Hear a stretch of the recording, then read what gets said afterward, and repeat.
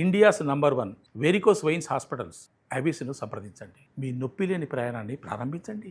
వాగర్థావివ సంపృక్తౌ వాగర్థ ప్రతిపత్తయే జగతః పితరౌ వందే పార్వతీ పరమేశ్వరౌ. ఆదిత్యాయ చ సోమాయ మంగళాయ బుధాయ చ గురు శుక్ర శనిభ్యశ్చరాహవే కేతవే నమః. శృంగేరి జగద్గురు పీఠాధిపతులకి, కంచి పీఠాధిపతులకి నమస్కారములు తెలియజేసుకుంటూ కార్యక్రమాన్ని ప్రారంభిద్దాం. వీక్షించేటువంటి ప్రేక్షకులకి ఒక ముఖ్య గమనిక. అనేక మంది తమ యొక్క ప్రశ్నలని కామెంట్స్ రూపంలో తెలియజేశారు. కొంతమంది మెసేజ్ రూపంలో కూడా పంపించడం జరిగింది. అందులో ప్రధానంగా గమనించింది ఏంటంటే, ఎలాగో జన్మించిన నక్షత్రము, ఆ నక్షత్రాన్ని బట్టి ఒక రాశి ఉంటుంది, ఆ రాశి ప్రకారము మేము చూసుకోగలుగుతున్నాం. కానీ మా పెద్దలు వాళ్ళకి డేట్ ఆఫ్ బర్త్ అనేటువంటిది తెలుసు, కానీ అలాగే ఏ సంవత్సరంలో పుట్టారో తెలియదు. మరి అటువంటి వాళ్ళు కూడా చూసుకోవాలంటే ఎలా అనేటువంటి ఒక ప్రశ్నని తీసుకురావడం జరిగింది. కాబట్టి వీళ్ళందరినీ కూడా దృష్టిలో పెట్టుకొని, ఇప్పుడు ఏ నక్షత్రము ఏ రాశి వాళ్ళైతే జన్మిస్తారో ఆ రాశి మరియు ఒక మంత్లో ఒక డేట్ నుంచి ఇంకొక డేట్ మధ్యలో పుట్టినటువంటి వాళ్ళు ఒక రాశికి చెందిన వాళ్ళుగా మనకు తెలియచేయడం జరుగుతుంది శాస్త్ర ప్రకారము. కాబట్టి ఈ యొక్క గణాంకాలని దృష్టిలో పెట్టుకొని మనం వినూత్నంగా రాశితో పాటుగా ఒక నెలలో పుట్టినటువంటి వాళ్ళకి, అనగా ఉదాహరణకి ఉజ్జాయింపుగా ఏ రాశికి చెందుతారో ఆ రాశి వాళ్ళని మనం క్రోడీకరించుకొని ఈ యొక్క నూతన విధానంగా మనం తెలియచేయడం జరుగుతుంది. ఒకవేళ రాశికి సంబంధం లేకపోయినా మీరు జన్మించిన జన్మ తేదీ మరియు జన్మ నెల ఏదైతే ఉంటుందో జన్మ మాసమును బట్టి మీరు ఒక రాశికి చెందుతారు. ఆ రాశిది ఆ ఫలితాలు కూడా మీకు కూడా ఉపయోగంగా ఉంటాయని చెప్పి తెలియచేయవచ్చు. అలాగే ప్రస్తుతం గమనించుకున్నట్లయితే ఈ యొక్క ద్వాదశ రాశుల వారికి సంబంధించినటువంటి శుభ అశుభ ఫలితాలు అనేటువంటివి మీకు క్లుప్తంగా తెలియచేయడానికి ప్రయత్నం చేస్తాను. 16 ఆగస్టు నుంచి 31 ఆగస్టు మధ్యకాలంలో ఈ మీనరాశిలో జన్మించినటువంటి వారికి ఏ విధంగా ఉండబోతుంది. మీనరాశి అని అంటే పూర్వభాద్ర 4వ పాదం, ఉత్తరాభాద్ర 1, 2, 3, 4 పాదాలు, రేవతి 1, 2, 3, 4 పాదాలలో జన్మించినటువంటి వాళ్ళు ఈ మీనరాశికి సంబంధించిన వ్యక్తులుగా ఉంటారు. అలాగే మార్చి 11 నుంచి ఏప్రిల్ 18వ తారీఖు మధ్యలో పుట్టినటువంటి వాళ్ళు కూడా మీనరాశికి సంబంధించినటువంటి వాళ్ళే. కాబట్టి రెండు విధాలుగా ఈ మీనరాశిలో జన్మించినటువంటి వాళ్ళకి 16 ఆగస్టు నుంచి 31 ఆగస్టు మధ్యకాలంలో ఏ విధంగా ఉండబోతుందో తెలుసుకునే ప్రయత్నం చేద్దాం. 16వ తారీఖు రోజున ప్రధానంగా గురుబలము అనుకూలంగా లేదు.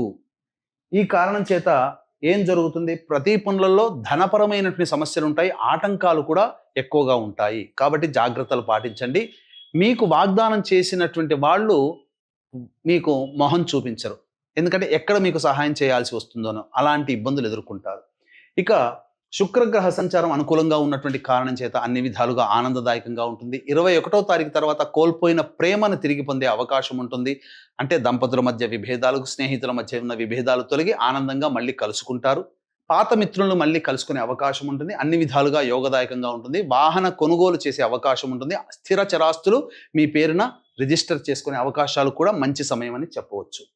ఇక బుధుని యొక్క సంచార ప్రభావము అనుకూలంగా లేని కారణం చేత పెట్టుబడుల విషయంలో జాగ్రత్తలు పాటించాలి. సంతానానికి సంబంధించి ఏదైనా చిన్నపాటి అనారోగ్యాలు చేసే అవకాశం ఉంటుంది, జాగ్రత్తలు పాటించండి. అలాగే రాని బాకీలు వసూలు కాకపోవడం, పెట్టిన పెట్టుబడి ఈ సమయం మంచిది కాదు, కాబట్టి ఒకవేళ పెట్టినా అది నిరర్ధకమే అవుతుంది. స్టాక్ మార్కెట్స్లో ఇప్పుడు మీరు ప్రయోగాలు చేయడానికి అనుకూలమైన సమయము కాదు. ఇక రవి సంచారము, కేతుగ్రహ సంచారము అనుకూలంగా ఉండడం, ఈ కారణం చేత నిరుద్యోగస్తులకి సంపూర్ణమైనటువంటి యోగ కాలంగా చెప్పవచ్చు. ప్రయత్నిస్తే ఖచ్చితంగా ఎన్నాళ్ళ నుంచో ఊరిస్తూ ఎదురు చూస్తున్నటువంటి ఉద్యోగము మీ సొంతమయ్యే అవకాశం ఉంటుంది. అలాగే ఉద్యోగం చేస్తున్నటువంటి వాళ్ళు మళ్ళీ వేరే సంస్థలోకి మారాలి అనుకుంటే ఈ సమయం చాలా అనుకూలంగా ఉంటుంది.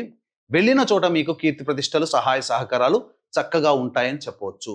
ఇక కుజగ్రహ సంచారము కాస్త ఇబ్బంది పెట్టేటువంటి అవకాశం ఉంటుంది. ఎదుటి వాళ్ళతో వాగ్వివాదాలు చెలరేగే అవకాశం ఉంటుంది.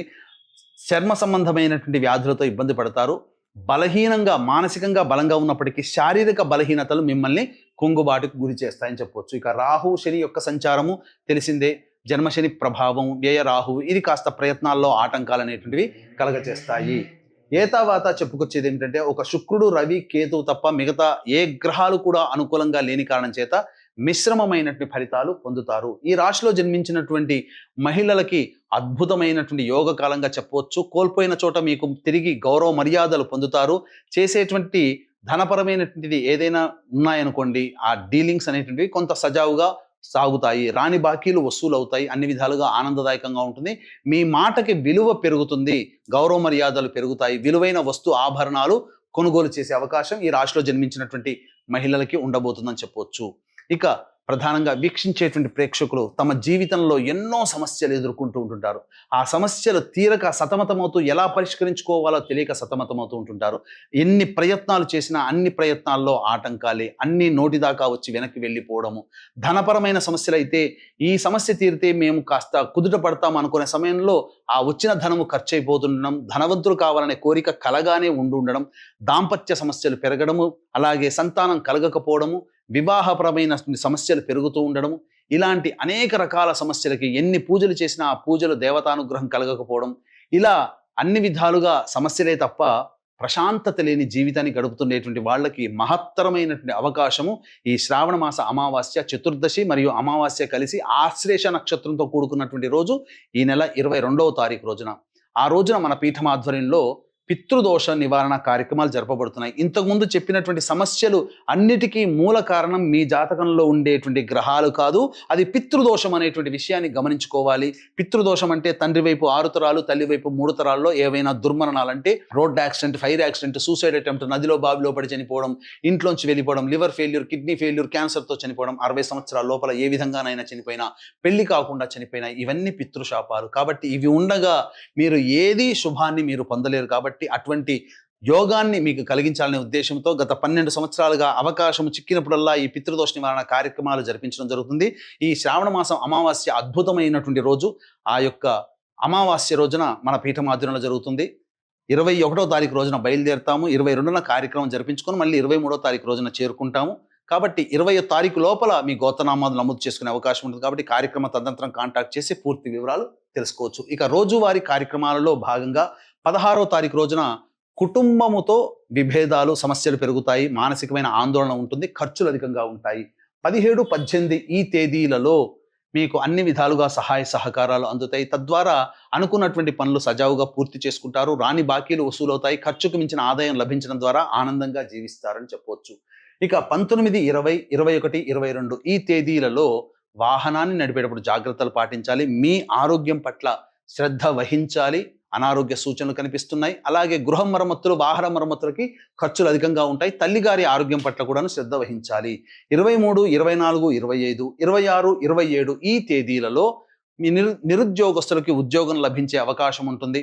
అలాగే ఈ సంబంధించినటువంటి ధనపరమైనటువంటి సమస్యలు తీరుతాయి. అన్ని విధాలుగా ఆనందదాయకంగా ఉంటుంది. విందులు, వినోదాలు, కుటుంబ సభ్యులతో పాల్గొంటారు. మంచి యోగాన్ని గడుపుతారని చెప్పవచ్చు. ఇక 28, 29, 30, 31 ఈ 4 రోజుల్లో, ఆఖరి 4 రోజుల్లో ఖర్చులు అధికంగా ఉంటాయి. మానసికమైన ఆందోళన మిమ్మల్ని వెంటాడుతుంది. ఏ పని చేయాలన్న ఆసక్తి ఉండదు. ఒక జిగ్జాగ్ లాగా ఉంటుంది. అన్ని విధాలుగా అవయోగం ఎక్కువగా గోచరమవుతుంది. కాబట్టి ఖర్చులని తగ్గించుకొని ప్రశాంతంగా జీవించే యోగాన్ని పట్టుకోండి. అంటే దైవానుగ్రహాన్ని పొందే ప్రయత్నం చేయండి. మొత్తంగా ఏతావాత ఈ రాశిలో, మీనరాశిలో జన్మించినటువంటి వారికి 16 ఆగస్టు నుంచి 31 ఆగస్టు మధ్యకాలంలో వివాహ సంబంధం విషయంలో జాగ్రత్తలు పాటించాలి. పెద్దవాళ్ళ సహాయ సహకారాలు తీసుకుంటే తప్ప వివాహ సంబంధాలు కుదరవు.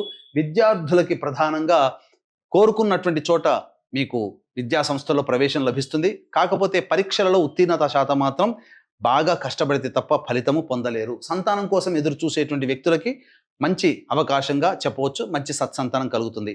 అయితే జాతకరీత్యా వచ్చేటువంటి సమస్యల పరిష్కారం కోసం ప్రతిరోజు నవగ్రహాల చుట్టూ శివాయ నమః అంటూ 27 ప్రదక్షిణలు చేసి ఈశ్వరునికి అనగా శివాలయంలో అర్చన జరిపించుకోండి. తప్పకుండా మీకు ఏ రోజుకు ఆ రోజు వచ్చేటువంటి సమస్యలు తగ్గుముఖం పడతాయి.